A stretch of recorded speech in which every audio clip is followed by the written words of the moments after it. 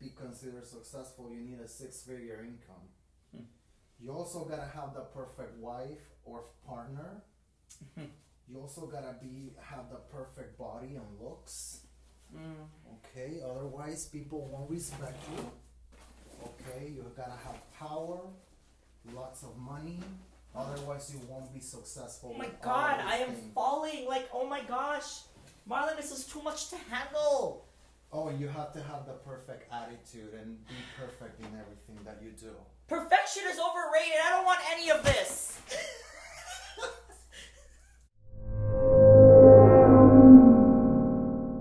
Guys, good morning. So today we're talking about realistic expectations. That's right. As you guys saw in the previous skit, right? Alvin was just being hammered with all kinds of pressures, from income to relationship to personality, right?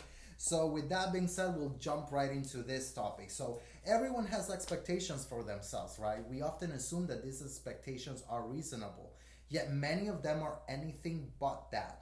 We expect ourselves to work without any breaks. We expect ourselves to have the same high level of energy every day. We expect ourselves to experience the same emotions, calm and contentment. We expect ourselves to be fearless. We set super high expectations because we idealize the perfect outcome. We assume that in order to feel successful, we need a specific result. We need to get that promotion or we fail, right? We need to get an A plus on that paper or we are failures.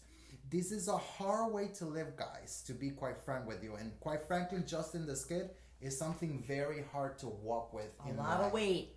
Alvin, do you have any 2 cents regarding that? Absolutely, like Martin, you just said, it's a lot of weight. It's a lot to handle. I agree that you should have expectations, you have goals, right? But it's step by step. Oh, baby. Okay, go on. My 80s came out. Go on. So it almost feel like, there is always something else. You reach this and now it's something else, and it never stops, and honestly is exhausting, right? So again, we're gonna throw 3 tips here, how to have a little bit more of realistic expectations, right? My personal tip number 1 is quiet your fear. Often unrealistic expectations are born from fear. We hold so much fear in our bodies that we don't even realize it. From that fear, we're like, hey, I'm not gonna be successful, right? If I don't have that 6-figure income, right? Hey, I'm not gonna be successful if I don't get that paper with an A plus, right? If I get a B, I'm a failure, right? So again, you need to start quieting certain fears that might not even become true, because maybe you're trying to please somebody else, that all that they want to do is they have expectations for you, right? Also known as families. Hey, I've gone through it. I'll be very real with you guys. I have family members who expected me to be at a certain level with a specific standard and a specific lifestyle, and if I wasn't there, I'm a failure, right? So with that being said, just learn to quiet certain fears. Simply put, most of the stress that is something you're creating in your own mind. And it's something that's a juggling act to please this person, please that person. Family's a big one up there. But it's a step-by-step process, like I said before. So Marlon, next.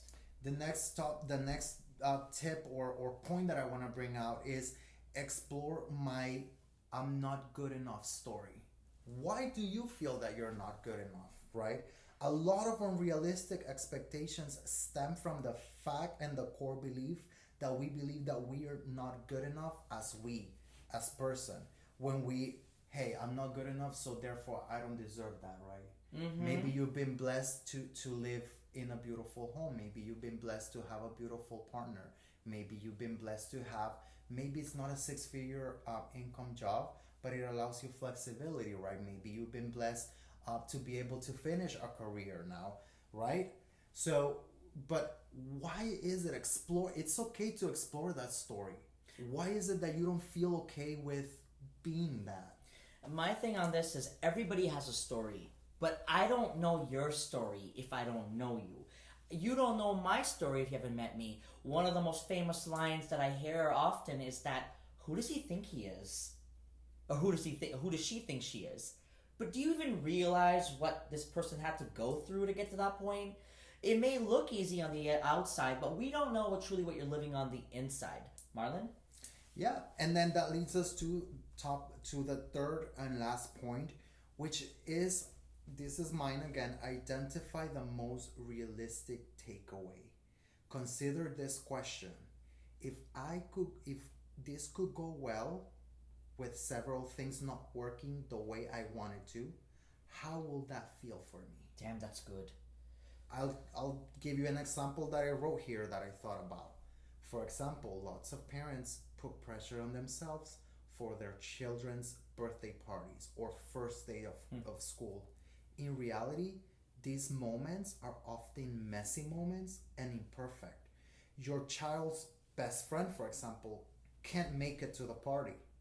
Maybe you order a bounce house for your children's birthday party, right? And suddenly it's not available. So you should reflect on, what do I want my child to take this from? So what do I mean by that? Things might not go as you expected to, but it doesn't mean that they're failures. Planning can be good for as so much as you want it to be, but experience and realistic life throws things at you. When you were telling the story of that, do you remember the news was having this thing last year? I don't know when it was. All these I forgot the name. There was like a fire that happened on the beach or something with the birth of like a boy girl thing. What do they call gender reveal? Yes, I know in California it happened. I know in Florida it happened. And why? Why did they not care about the pollution and all of that? And do you really think that child? What was that? I would love to know what the child will say 20 years from now. Right. So, like, a lot of what he's saying is the pressure we put on us is really us. We are the product of our decisions, of what goes through our mind. We can change the outcome regardless of the curveballs thrown to us, but it all goes with your mind and taking these tips and implementing them.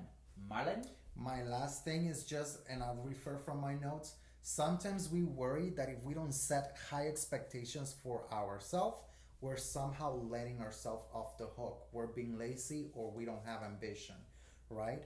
That we're not living life, quote unquote, fully, right? But that's just simply not true, guys. Setting realistic expectations actually help us grow and become more, listen to the keyword, flexible. And it helps us savor a little bit more of life and embrace the messy moments that life sometimes brings us. Because at the end of the day, right, again, going back to to the example of a kid's birthday party, they're not gonna remember that what bounce house you ordered that was simply non-available. What they're gonna remember is the fact that you thought about them and you threw a party for them. Absolutely, to his point. So we hope these tips have helped you. We hope you think about them, and please give us your comment. Let us know what you'd like to hear more of. Like, share, and we will see you with a brand new video next week. Have a good day and a good week, everybody.